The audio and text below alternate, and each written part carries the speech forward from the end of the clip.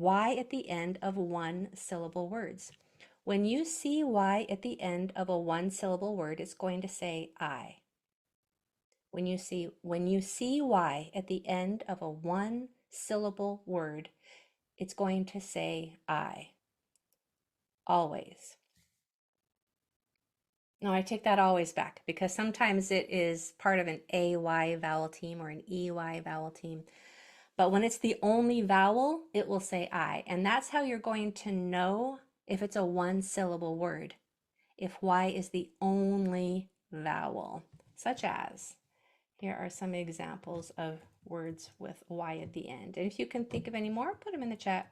We have sky, try, fly, why, my, by, shy.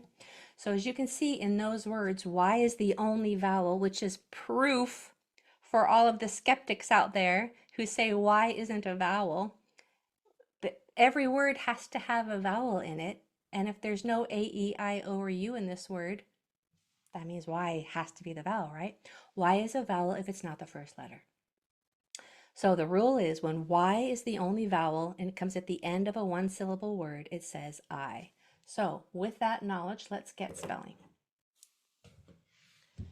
Let me share my screen. So yeah, there's a lot of words, Nathan, that end with an I sound that aren't spelled with a Y, but when you see Y, you're going to say the I sound.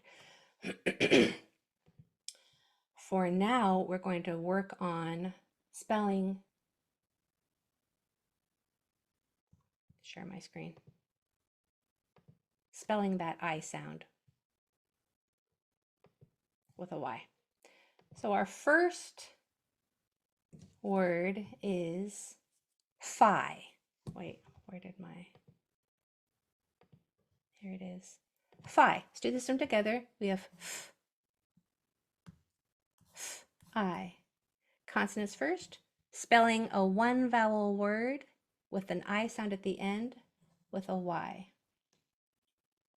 Next, yours is Zai. How would you spell Zai? There's two sounds. Z, I. That Y sound at the end is spelled with a Y. I didn't give you time to do that, but I figured you probably did it.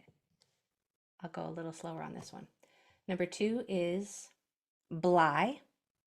Bly, we'll do this one together. B, O, I, B, O, I. We never spell a word that ends with the I sound with a plain old I. The only time you can do that is if it's the word high or if it's a foreign word. American English words don't end with I. If you see a word that ends with I, it'll be from another language. Ski is Scandinavian. Spaghetti is Italian. Sushi is Japanese. So sometimes you're going to see a word that ends with I, but it's not an English American word. This is the only one that we use that ends with an I sound. So we're not going to use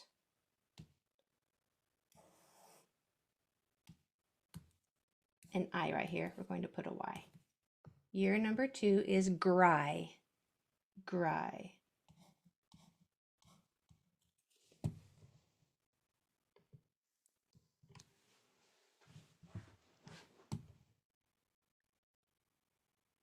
Oh, Lily says Latin uses it a lot at the end of words.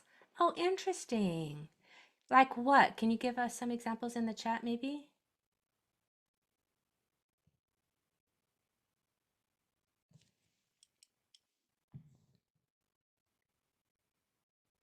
While she's doing that, let's finish Gry. We have G, spelling the Y sound at the end with a Y. Nathan, I'm going to answer your question in a lot of the other modules that are coming up this month. So hopefully that'll be a lot clearer to you by the end of I month. Okay, number three is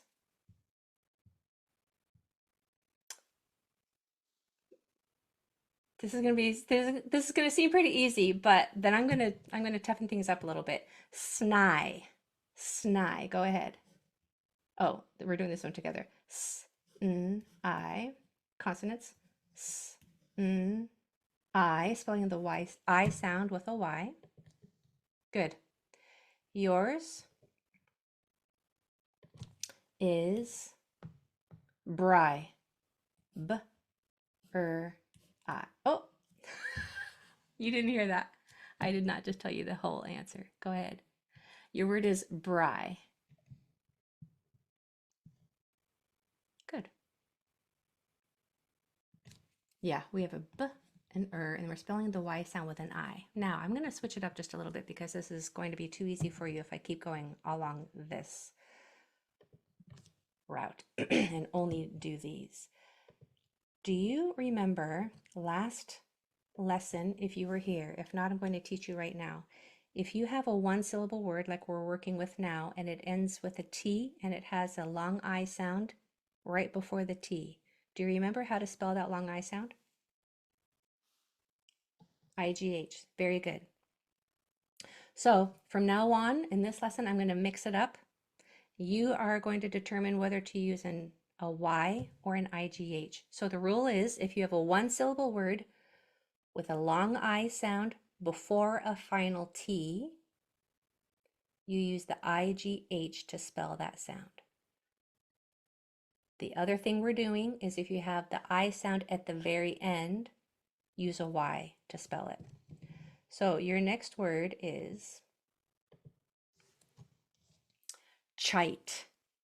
Chite. I'm going to let you do this one on your own. Chite.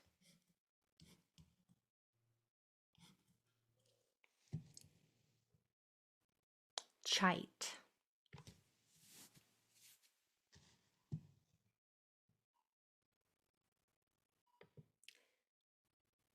There you go.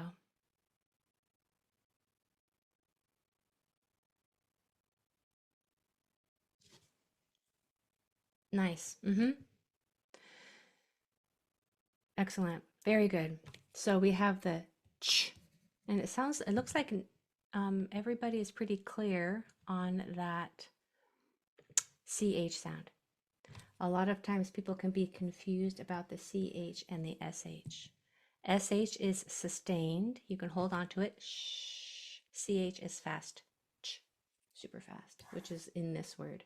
So we have a ch and a t. Now when you have a one vowel word that has a long I sound followed by a final T, you're going to spell it with an IGH. A one syllable word. You know that because there's only one vowel sound that has a final T. You're going to spell it IGH right there. That's the spelling for the I sound in that situation. Okay, next one, strite. Strite.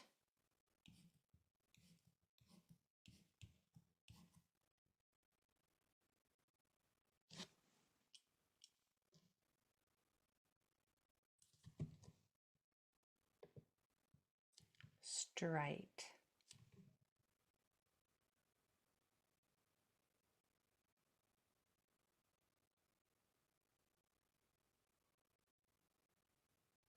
Good.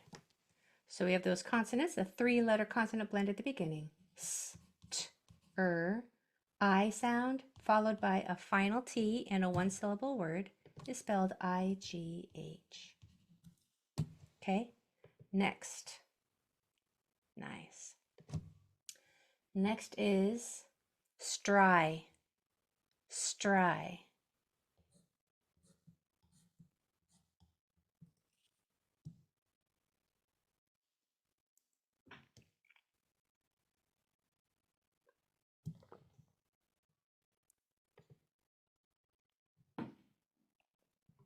Stry.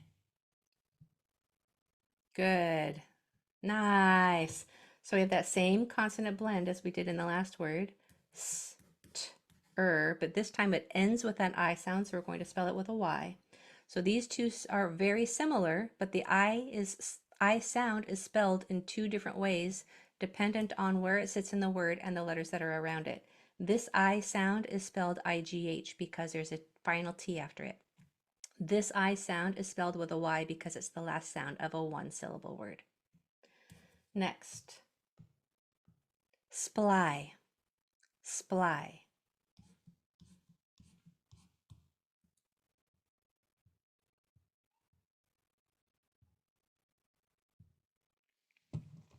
Sply. Ah.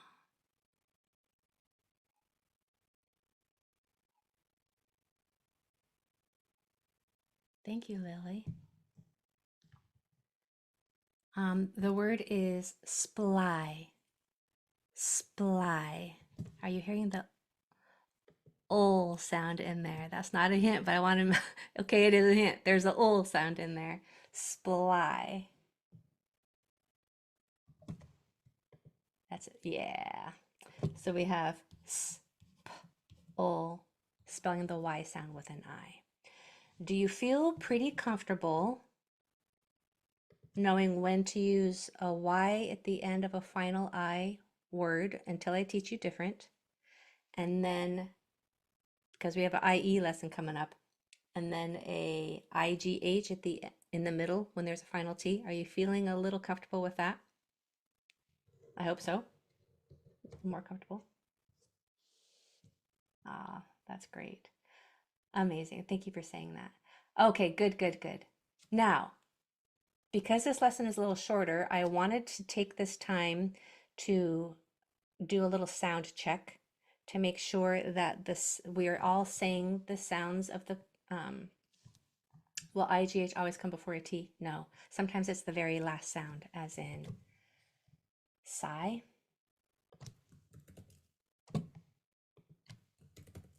or thigh.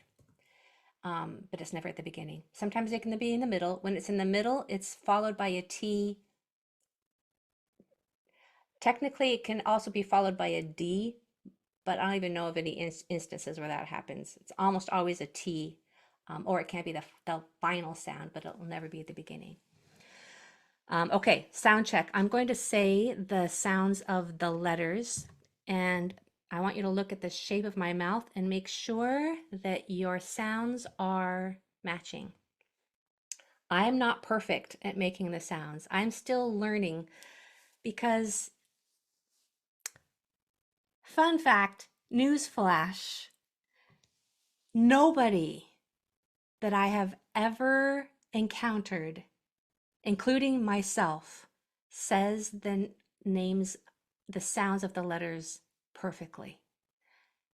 That's because there are infinite micro sounds within one sound. For instance, you might be aware of the R wars. If I want to get a viral social media post, all I have to do is say that R says and I will get millions of views with comments that saying, "Oh, you are so wrong. R does not say I will just get thousands of comments saying R does not say Does that surprise you? Yeah. So there are kind of two camps. R can say but when you say it that way, your tongue kicks off against the back of your throat. Er. They are saying, and I say too, if I don't want to stir things up, either though I think both ways are just fine, that R, the sound for R is made with the back of the tongue going almost to the top of the throat, but leaving enough space so air can come through the back. So it doesn't kick off against the back of the throat. You just push that sound out. Because people are saying it's not rabbit. It's not red. It's rabbit, red. The reason I bring this up is because using that same argument, the sound for A is not a. It's not apple, it's apple. Or it's not abbot, I should say. That's a better example. It's not abbot with your tongue kicking against the back of the throat. It's with that space, that air coming over the back of the tongue. The vowels are not It's with no connection with the tongue with the back of the throat.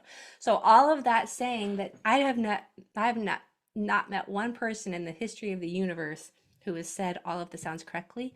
The sounds are always kind of changing in public perception. And there's so many just infinite micro sounds within one sound. Who's to say what's perfect and what's not, right? Does A say ah? We all thought it did until we just discovered that's not her Abbott, with your tongue doesn't kick off against the back of the throat. Having said that, let's do a quick review now of the best that I can do just to kind of clean up our sounds a little bit, making sure that no extra sounds come in. So A is made. I'm going to use my tongue kicking off against the back of my throat just to let you know. I'm going to say it the regular way. With your mouth in a big, wide, round shape. Ah, ah. B is very quick. B, b. Don't let your jaw drop. Very short. B. Only your lips are moving. C is only air. Don't let any vocal cords be used. K, k. Only air. D is very fast. D, d. Only your tongue is moving for D. Your jaw doesn't drop. It's not da. We gotta clip that off. D, d. E is made with your mouth in medium shape. Like exit, elbow, excellent. Any bigger, it would be ah. Any smaller, it would be I. Medium shape, eh. F is made with your top teeth going over your bottom lip, and you blow. Only air. And it's not fa, it's just f. G is made with that kick, g, g. H is only air. You shouldn't hear anything, any voice. Can you hear that? I is made with your mouth in a long, wide, narrow grin with your teeth barely open. I, I. J is very quick. J, j. K is only air. K, k. Same sound as the C. L is made with your tongue going behind your top teeth or between your teeth, and it stays there. Oh. If your tongue moves, an extra sound will come in, and it would be la. We don't want that get all the uhs off of our sounds because they slip into our words and make reading and spelling confusing. Oh. M is made with your lips together and they stay there. Don't let them open or it will be ma. Hear that gotta get that off. N is made with your tongue going to the top of the roof of your mouth and it stays there. O is you drop your jaw. Ah. P is only air. Q, there's two sounds that the world likes. They like ku, but I like kwa, kwa. Most people like that one, I think. R is that air coming over the back of the tongue and push it out. R, r.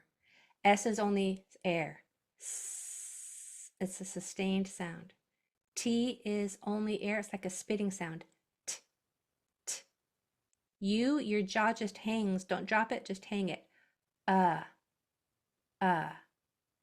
V, your top teeth are going over your bottom lip and it's a sustained vibrating sound. Same mouth position as F, but one is voiced, one is voiceless. F versus V. One uses your vocal cords and one doesn't. W. W is a very quick sound, a lot quicker than most of us realize. Your lips barely move. W, w, w. X is two sounds put together, K and S. X, x, only air.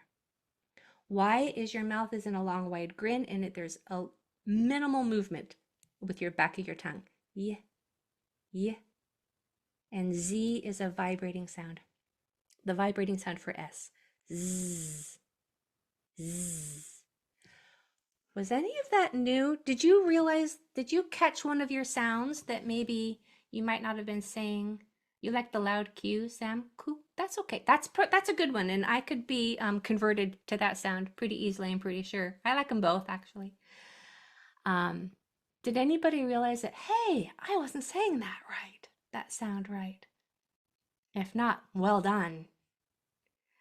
If so, yeah, welcome to the club. We're all learning. Okay, so that was a packed lesson, I feel like. But hopefully you feel better about spelling the I sound at the end of short words than you did when you came. You're amazing. I'll see you on Thursday. Bye, everybody.